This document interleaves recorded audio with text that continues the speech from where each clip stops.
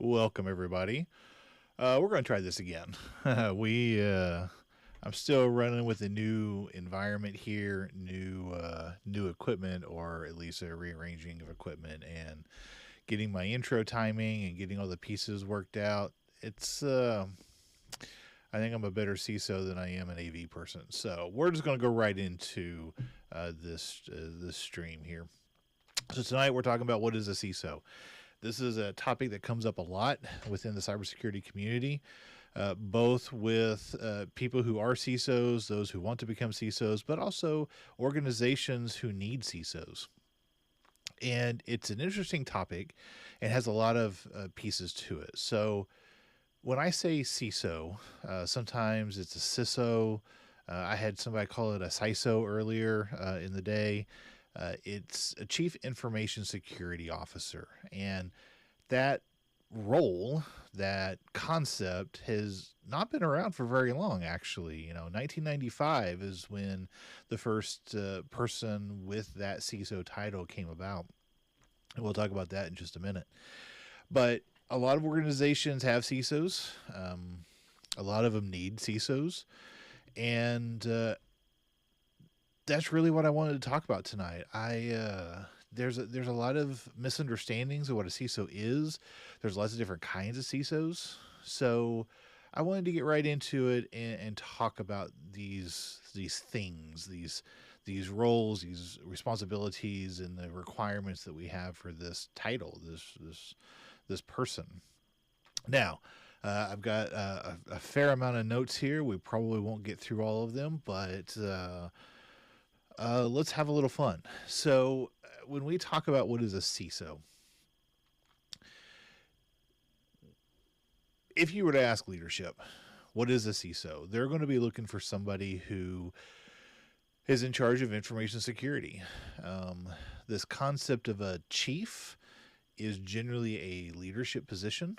The concept of an officer is someone who is with the other officers, maybe with the chief technology officer, the chief information officer.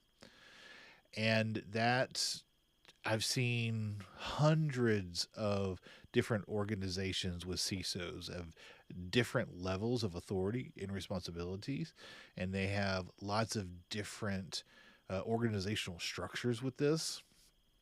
And I'm not saying any one of them are right or wrong. It's just every organization is a little bit different. And I think because it is so new and because people treat it differently in different organizations, it can be really confusing. It can be really confusing for people who are coming up through the ranks and people who are wanting to move into a CISO role or looking for that next step in their career. So that's what we're going to be talking about tonight. Now let's talk about where it came from. From a historical perspective, it seems like the very first CISO was part of Citibank in 1995. Steve Katz, and he was brought in or given that title because of a major attack, a major hack. And there's lots of pieces to that story. It's actually a really interesting story of how the attacker got in through the modems, or how they got in with remote access and got the money and all these different things. But that was effectively kind of what led into it. And at the time, people were thinking about security. People were thinking about security since at least War Games, the movie War Games, but there wasn't a lot of organizations putting it as a priority. And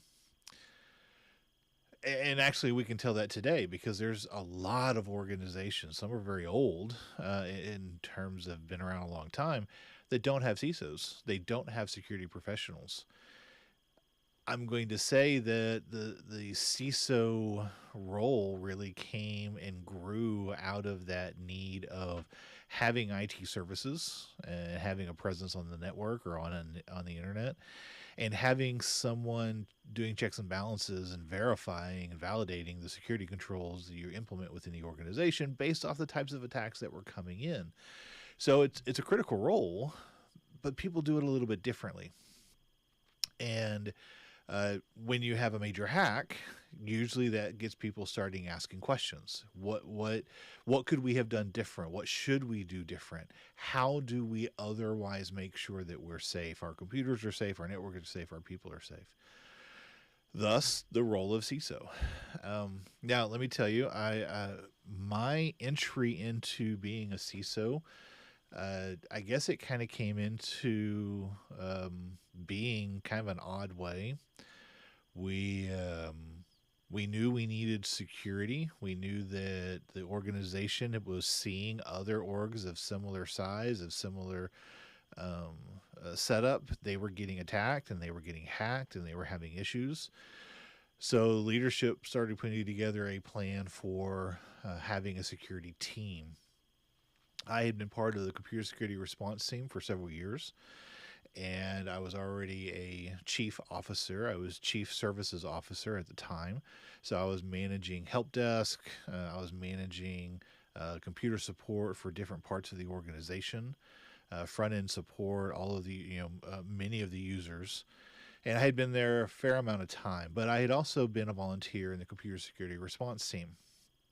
So my background comes from help desk and working up through help desk, system support, little bit of networking, just a little bit, and then the computer security response team. In the computer security response team, I want to say that I had been at the help desk maybe 2 years before I joined the CSRT. And I learned a lot. I learned a lot from the people that were there. I had a kind of a mentor that I learned a lot from. He eventually left the organization, and I kind of stepped into the role because I had been with them for 3 or 4 years. I kind of stepped into that leadership role for that team, and there was only two of us, I think, maybe three of us at the time. I did that for several years as I otherwise worked up through the ranks on the services side. And then eventually I got to the opportunity where we really needed to have a dedicated security team. And through a process of getting funding, we basically got two positions. We got a leadership position for security and an analyst position for security. We moved somebody into that leadership position. They were only there for about a month and then they left. And so we started looking. We didn't know what we were supposed to be looking for. We had no idea. And this was probably around 14 years ago now, 14 years ago. Eventually, the CIO came to me and says, well, here's the deal. We need to get this done. Can you do it? I thought I could, so I said yes. And he says, great, we're going to have you do this. We'll also have you do help desk, and we'll get you somebody to help you. I think it was maybe a year later that they decided to take all of the help desk side and give it to someone else. And then I just got to focus on security. I had a security analyst. I've had several security analysts that worked for me at the time at that organization. And we really built something from scratch. Now, I will tell you that I was wholly unprepared to be a CISO at that time. I didn't know what it meant. I had to learn, and I dove into it. I went to every chapter meeting I could find. ISSA. I didn't know about InfraGard at the time. I learned about ISACA. I did conferences. We've got a B-Sides conference here in Oklahoma that I've been to every single one of them. Any sort of training I could get, I tried to absorb everything I could. I just dove right in. I was listening to 14 or 15 hours of podcast a week, starting with Security Weekly, and all the different versions of Paul's Security Weekly Enterprise, and Business Security Weekly, Tradecraft Security Weekly, all those. I just started absorbing as much as I could. And we did some great things with that organization as we otherwise went through the process of building a security program. And I want to say it was probably 3 or 4 years before I felt like really I was the role of a CISO. And about that time, I started doing presentations to the board. having leadership meetings about security, working with a variety of CIOs. We had lots of CIOs come through the process, and that was kind of where I became a CISO, and then I moved to my current position, and I'm a CISO of Alias Cybersecurity, and then I am also a CISO or a fractional CISO for many clients, and I do lots of different pieces there. Now that's my background, so the only reason I kind of gave into that background is so you know where I'm coming from and why I think about these things, and what I did to become a CISO and what I do to be a better CISO. And hopefully that will help other people, you know, thinking about how they grow into that position and their backgrounds. And I will say that the CISO role back then was very different than it is now. Back then, it was a lot of it was technical. It was firewalls, talking about at the time antivirus. You know, we were still running McAfee antivirus. ePolicy Orchestrator, WSUS had just come out, so we were doing patch management, you know, through WSUS. So it was very technical. One of the guys I was able to get as an analyst, he was great in terms of building a. We were running a elk stack and basically indexing logs. It was SIM. I mean, it was effectively a SIM, maybe a primitive version of it. Log aggregation, log management, looking for alerts, doing a little bit of intrusion detection, things like that. But again, that CISO role was very, very much looking at the technical side. And then as it grew, more and more pieces were thrown onto the CISOs. And it happened to me. And it was things like compliance, PCI compliance, FERPA compliance, HIPAA compliance, GLBA compliance, you know, all these things that started coming around that had security requirements in it. They wanted to make sure that somebody was managing that. Well, the CISO was the person because they're the ones who knew the most about the security controls and how they're being implemented. So over the end of, I would say, the end of the 90s through the mid 2000s, that technical facet of the CISO role became less and less, and then the compliance and the management side of the CISO role started growing. Now, I can tell you that thinking about the technical role, much of that changed because security was being built into the products. You know, think about Windows XP Service Pack 2. It had the firewall turned on by default. That was wonderful where I was at. You know, it blocked a lot of things. It still confuses me to this day that people turn off the firewall of Windows host-based firewalls. It's extremely useful. Yes, you've got to know how to use it and open up ports and applications and things, but that was a huge step forward in terms of protecting machines. And because these systems had better security built into them, it wasn't really the CISO's role or the security team's role to manage those systems. It was part of the workstation or the server side or the networking side, the firewall side.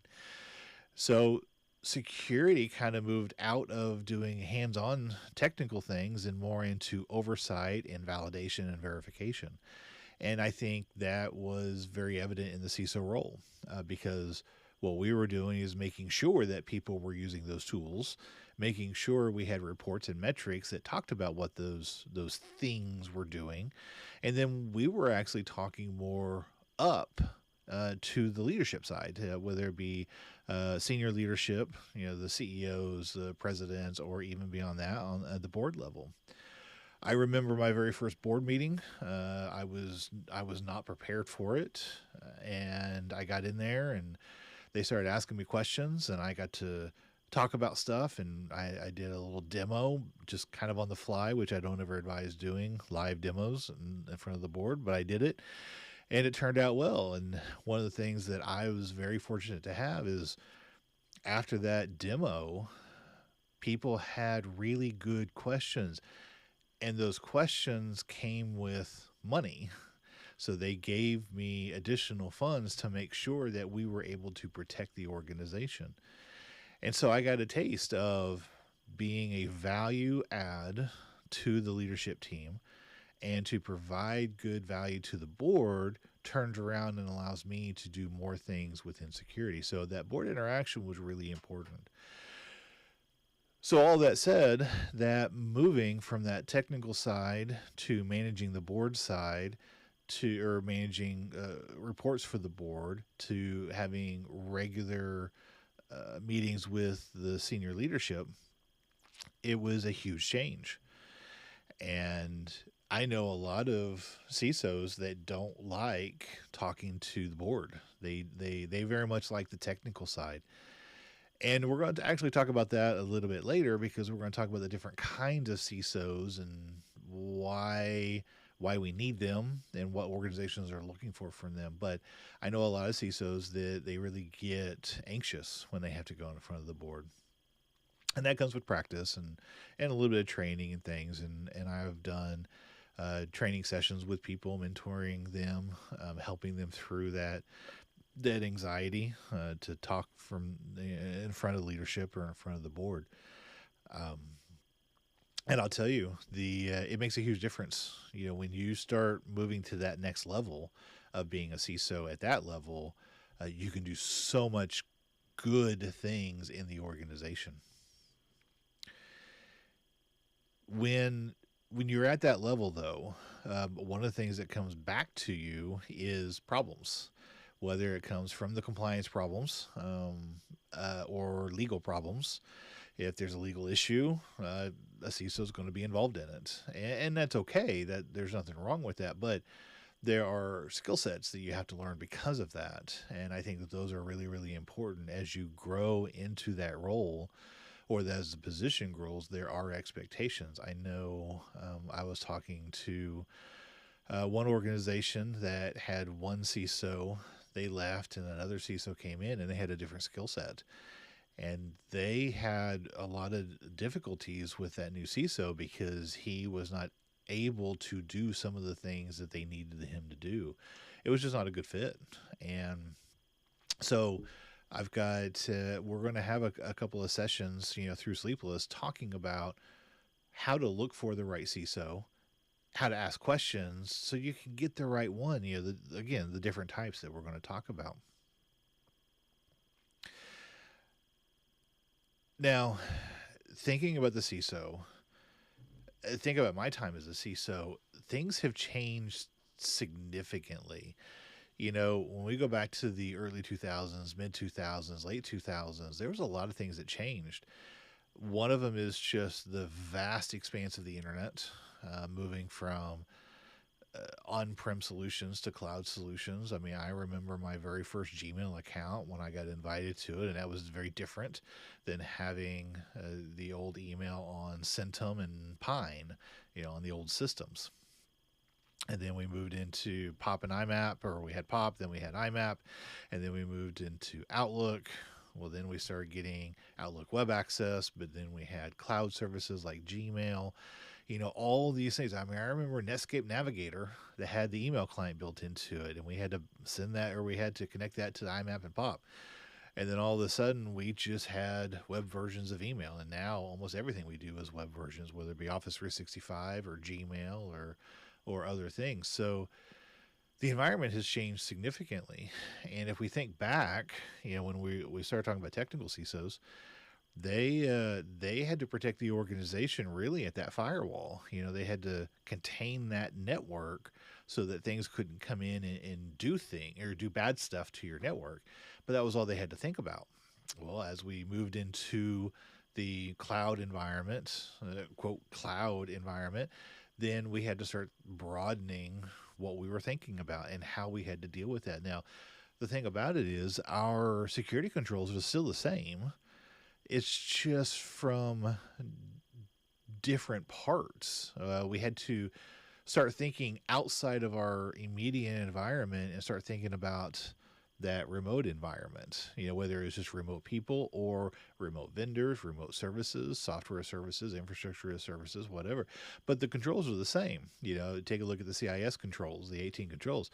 Whether it's on-prem or not, you still have to go through all those controls. So over the last 20 years, the CISO really had to grow, and they had to think about security differently.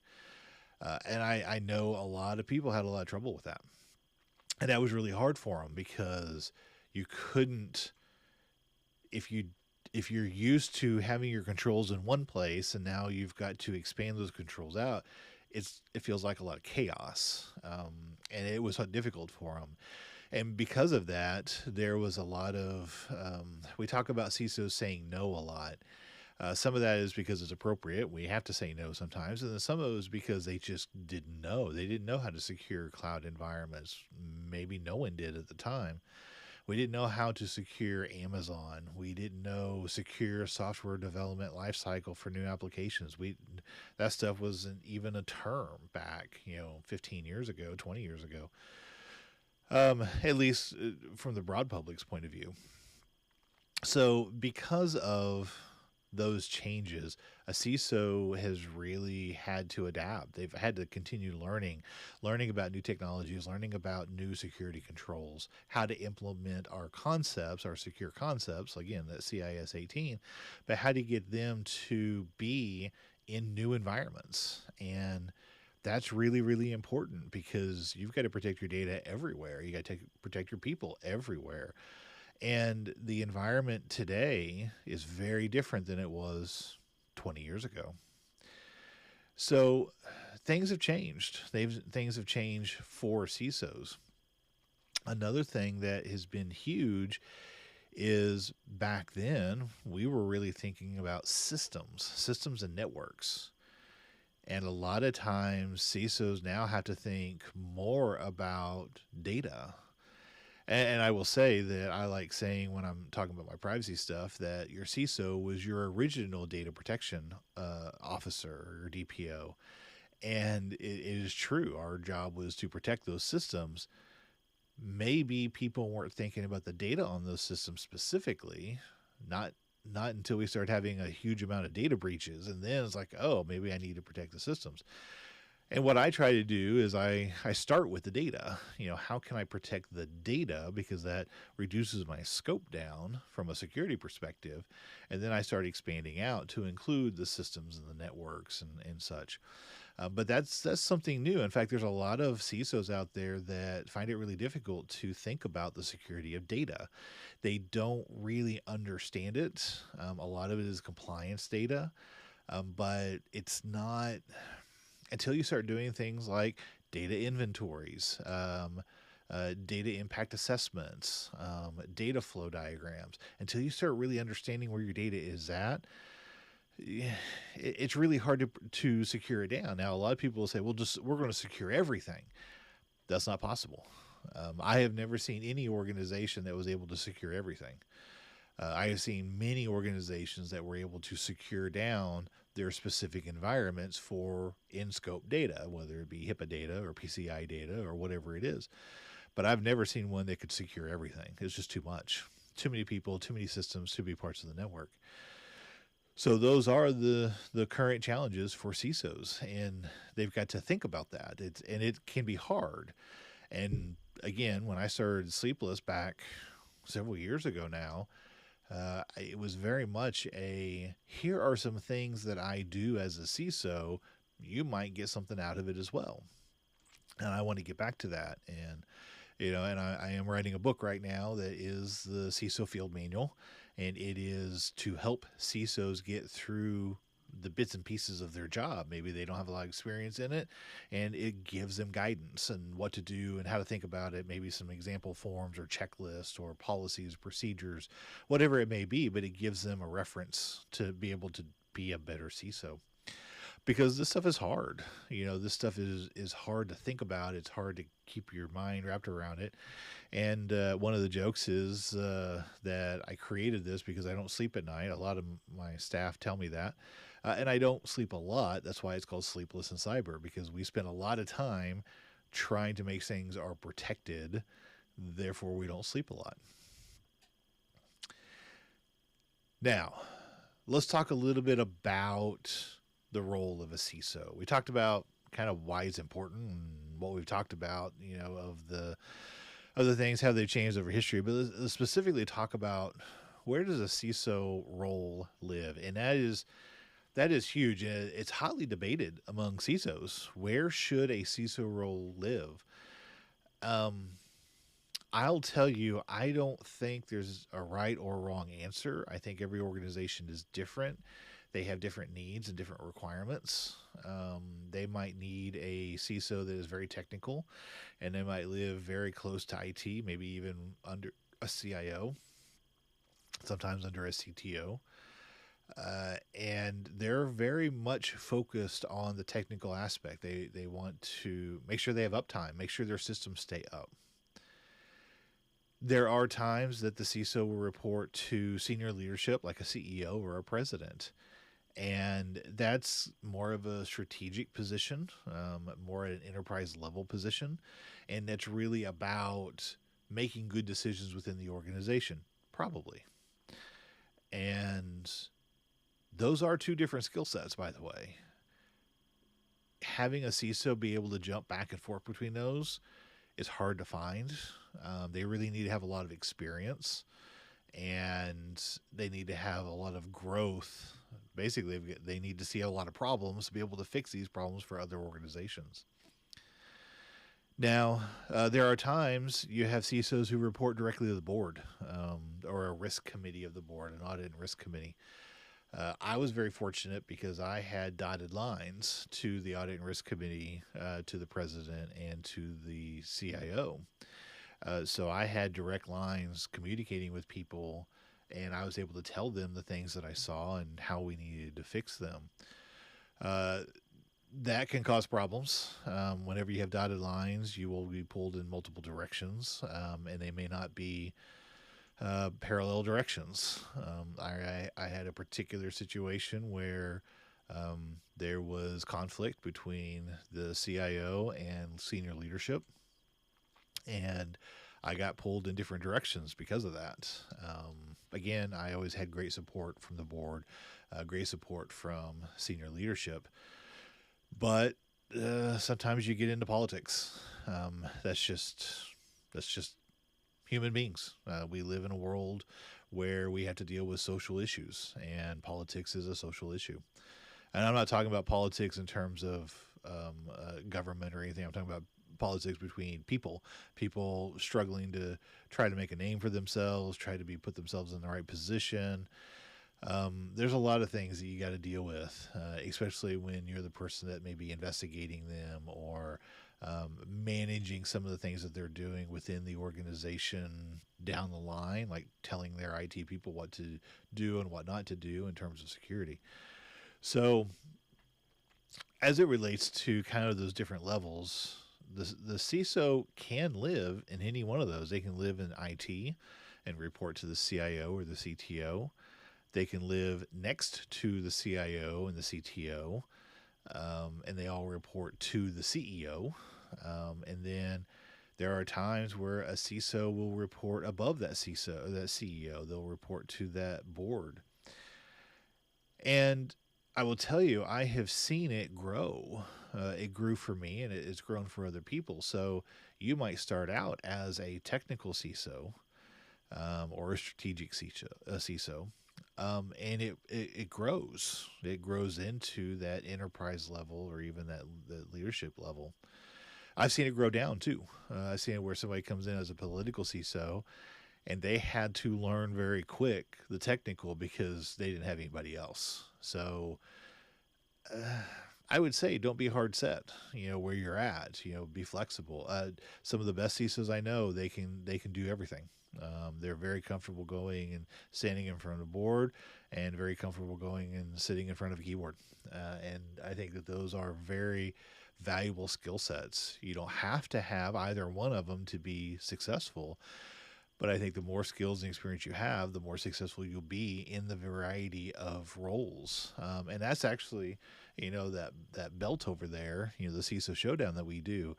That's one of the things we really wanted to highlight was those different skill sets that a CISO has and how that really affects your role and how good you are at it and how you grow.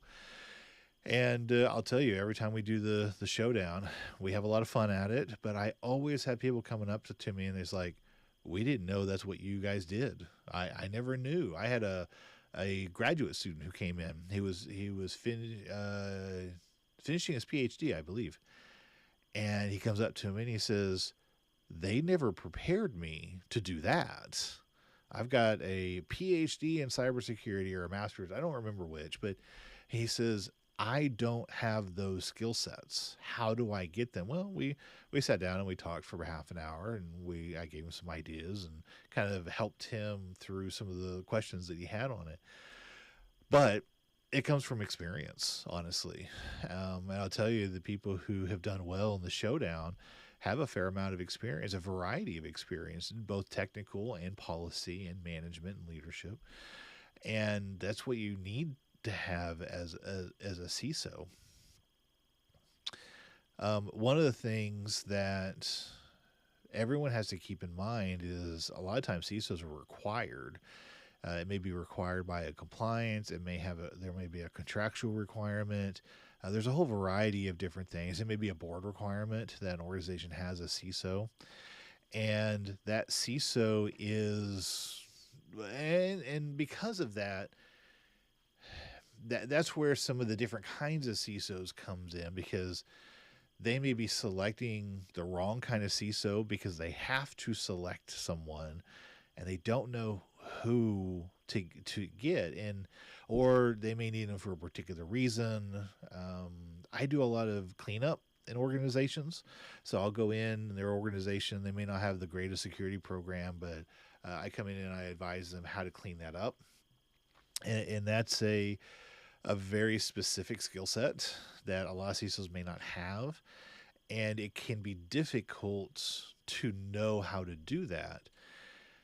But you may only need to have that particular skill set for 6 months to a year, because once you clean it up, then there's a different skill set in terms of managing it. And that could be hard. That could be hard choosing the right CISO for that. And that's going to be another episode. I know I say that a lot, but that's going to be another episode where we talk about how to utilize CISOs, how to think about getting a CISO, and what you need to ask, and what you need to look for in terms of their experience level. I'll tell you this. I've been in martial arts a very long time.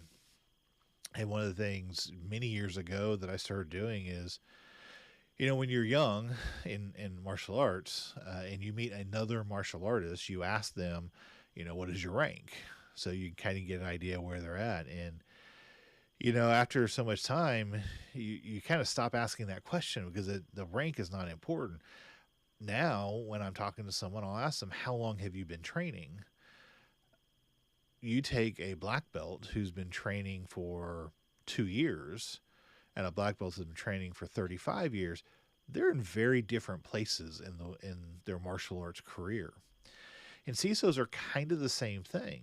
When you have a CISO that's been a CISO for 6 months, as a CISO, as a role of a CISO, then you take someone who's been doing it for 15 years, a couple different organizations, they're very different. They have different viewpoints. They have different communication styles. They have different experiences, and those experiences are really, really important. So that is something to think about. Now, of course, with people that have been around a very long time, sometimes they're jaded.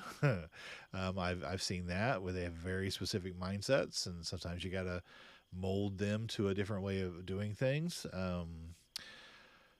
CISOs that have a lot of experience are going to be very expensive.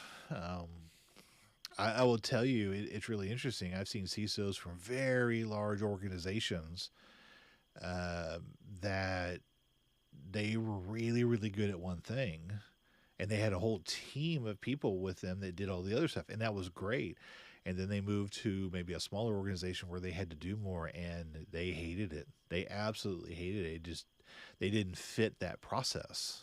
So it's interesting to kind of watch how that ebb and flow works in terms of where CISOs are in different organizations.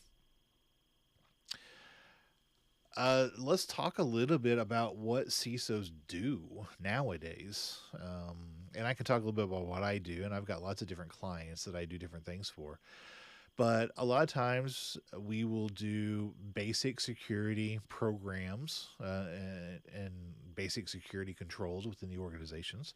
So we guide them through things like deploying EDR, maybe a SIM, maybe a firewall. And it's not about actual deployment. We that's what the workstation support does. We tell them, okay, this is what you need to look for as an outcome for deploying an MDR or an XDR or something like that.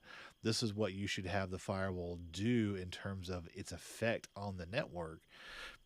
And those things are critically important.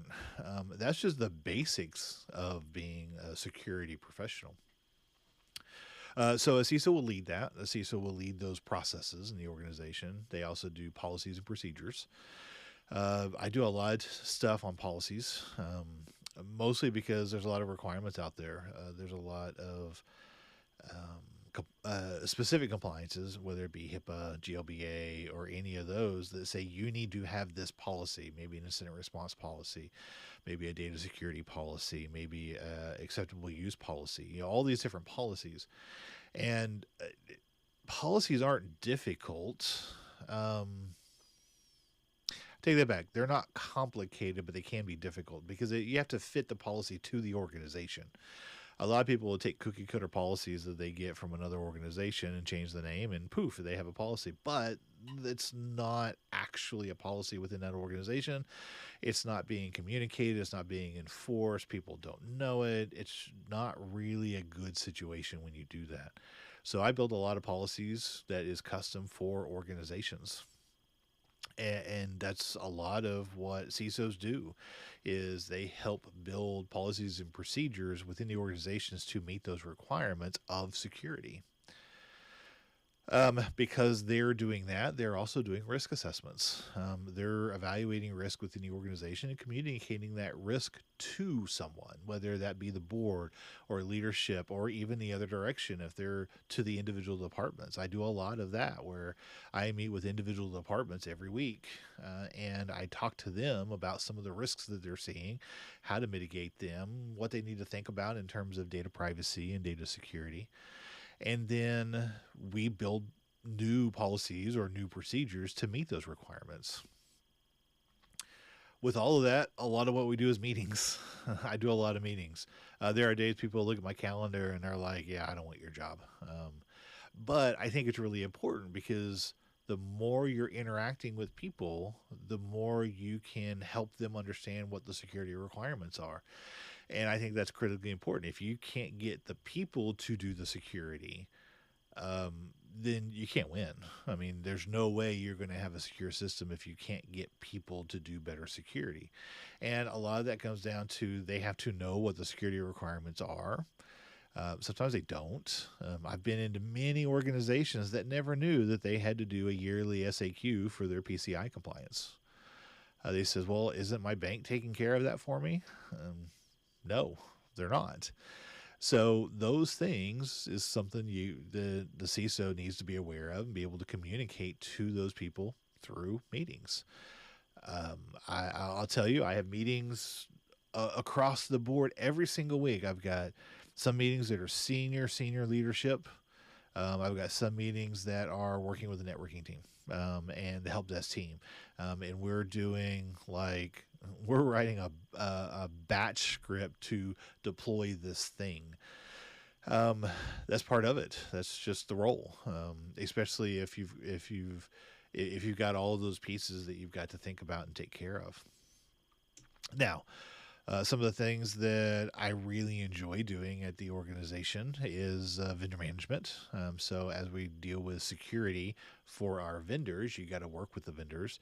I do a lot of contracts. I work with the vendors. I ask for their security stuff, and I do all that stuff on the flip side for my organization. So when they're asking that stuff for me, I'm the one that I'll read through it and take it to my leadership in terms of approval or whatever we need to change or redline. So we spend a lot of time doing vendor related things. Tabletops are some of my most favorite things that I do because I think it really helps show the organization maybe how, I don't want to say good or bad their organization is, but where they might be able to improve. So I really like doing tabletops. And really, a CISO's primary responsibility is reporting to the organization and the leadership where risks and vulnerabilities are, and opportunities, and however they need to fix that. And that is one thing that I think is really important for CISOs to understand. When we walk to the board and we're telling them, hey, this, and this is bad, we need to be, this is how we fix it.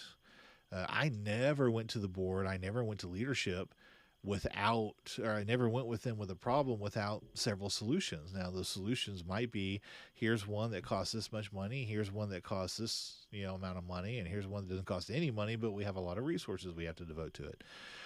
That's part of it. I can tell you right now, most of leadership don't really know how to fix the problems. So if you take a problem to them, they won't know how to fix it, but they will know what risk is, and they will know how to support you in fixing those things. So I encourage people when they walk to the board as a CISO or walk to senior leadership, they need to not only have the problems, the vulnerabilities, and the risks, they need to have the solutions in hand, enough information to be able to provide realistic expectations to that leadership so they can make a decision to help you fix it. Once in a while, you're going to have them where they say, well, we just need to accept this risk for a variety of reasons.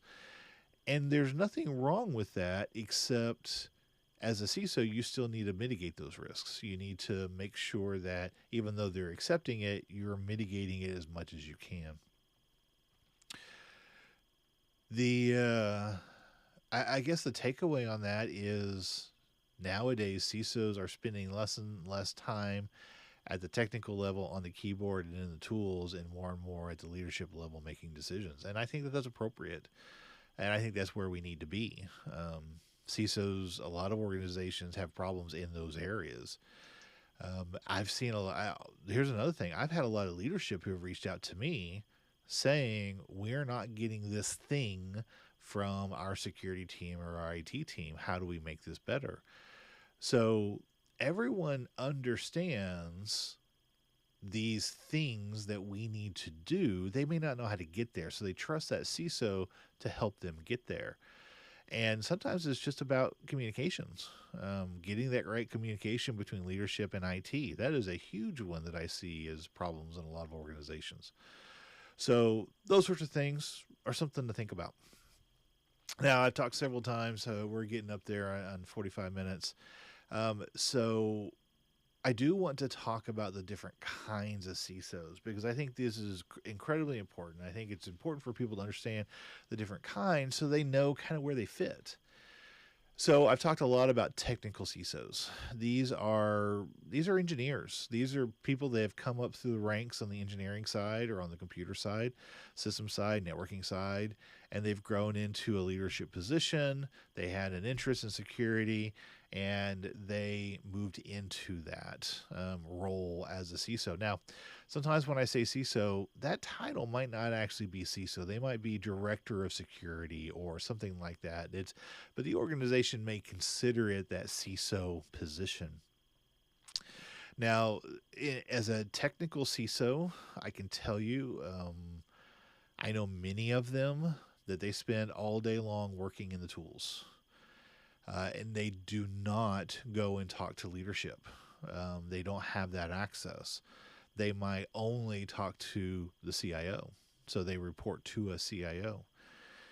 And that can be limiting. That can be limiting for people to be in a position like that, because they don't have that communication, especially if there's something that needs to change and the CIO kind of blocks it and does not take it forward.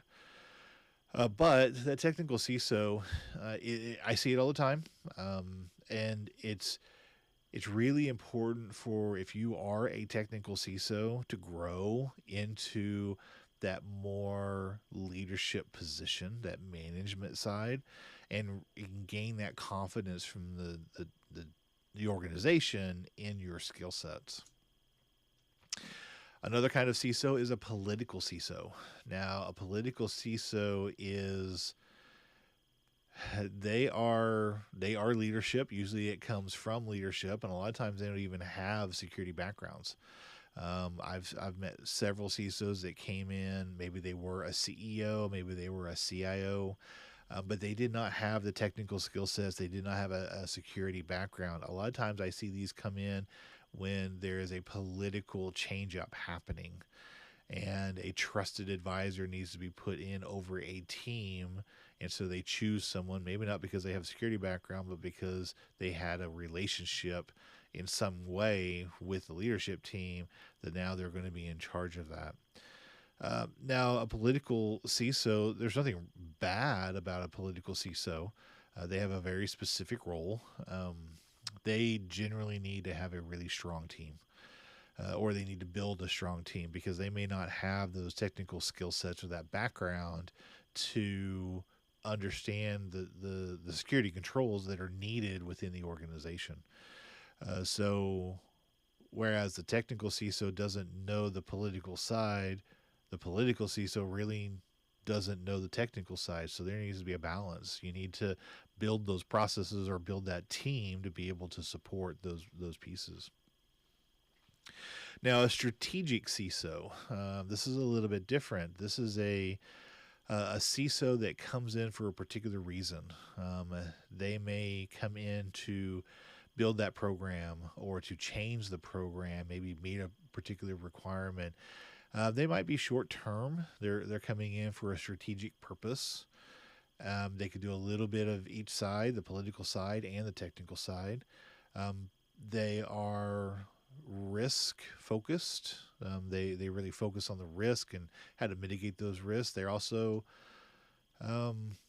they play the long game. They are long game thinkers, in terms of how to manage people and how to negotiate the political side and still deploy the technical side. But these are your more advanced CISOs. These are people who have done this a long time. They've been very political. They have done the technical side, and they can think strategically. They know how to. I'm going to say it like this, but they know how to manipulate people. They know how to manipulate people to get an outcome, and that's not a bad thing. That's just kind of how it works. Um, Thinking outside of strategic, you also have a transitional CISO. These are people that are they're very short term. These are people that come in to fix things. A lot of times, I am a transitional CISO for an organization. They may have lost a CISO, or their organization just does not have a strong security team. They might bring me in to transition that team into a stronger one, maybe help mentor someone into that role of a technical CISO or even a strategic CISO. And so there's a lot of chaos with a transitional CISO. Managing that chaos is hard. It's hard, and it's trying to get people to change. That's what a transitional CISO does, and they had to do it quickly because they're usually only there during the transition. Now, the last one that I'm really going to talk about is a scapegoat CISO. I'll tell you, a scapegoat CISO. I have seen it. People have offered me jobs that were scapegoats. This is someone who they have the position, they have the title, they do not have the authority, they do not have the funding, they do not have the people. This is not a job you want. I had a job offered to me many years ago, very expensive in terms of salary. I mean, it was a very high salary. And I couldn't figure out why. I knew the person that left that position, and I couldn't figure out why they left if the salary was that high. And it turns out the organization leadership had no intentions of listening to anybody in that position, but they needed to have it as a requirement. So I very graciously said no. I was not interested in doing that. But I have absolutely seen people who have taken jobs that they were there for 6 months. Maybe it was in the middle of a hack. Maybe it was they knew they were going to have a problem, and that that person was a scapegoat. They were the ones who it was placed on their shoulders. I actually had a CIO try to do that to me, where they took a major problem and tried to lay it on my shoulders of, well, why didn't you fix this? I was uh, kind of thinking about from that strategic point of view. I had all my documentation. I had all of my processes and my procedures. I had the buy-in of the board. So I was able to kind of sidestep that problem and continue on, and they were no longer there. So scapegoat CISO is not something you want to be. That's my recommendations, to be very careful. Again, you can see it almost immediately. They don't have any authority. There was a CISO once. I was talking to them, and they just got hired. And I asked them about their team, asked them about the security program, and then there was nothing. They had never met any of the IT people. They didn't have a security team. They didn't have any security tools. He goes to 2 or 3 meetings a week, and that's about it. Um, and he hated it. He knew he was a scapegoat. He knew that the problems were there. He was pretty strong. I mean, he had a lot of skill sets, but he knew he was going to be a scapegoat. So he didn't last very long. Again, you can tell when you ask the right questions in the interview, you can tell if it's a scapegoat position. Now we're up at 50 minutes now, or 52 minutes, I guess. What is a CISO? We've talked a lot about what CISOs do.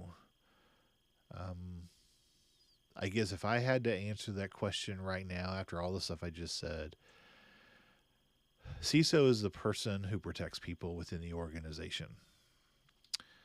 And you do that through a variety of methods. You do that from the technical side, you do that from the political side, you do that from the strategic side. You convince people to do things they may not want to do. No one wants to do multi-factor authentication except security professionals. But it's your job as a CISO to convince them that they want to do those things. So, yeah, I would say that your CISO for an organization is someone that wants to protect. They want to protect the data, they want to protect the systems, they want to protect the network, and they certainly want to protect the people. It takes experience. You've got to be burned a few times to understand what that role is and to be successful at that role. We certainly don't have enough CISOs out there. And while I know that some of the stuff I talked about, like the scapegoat CISO, is kind of scary, I think it's just something to be aware of. It's just something that if you want to be a CISO, if you want to if you want to hold the belt title, you know the pieces and you accept them, and you figure out how to work around them.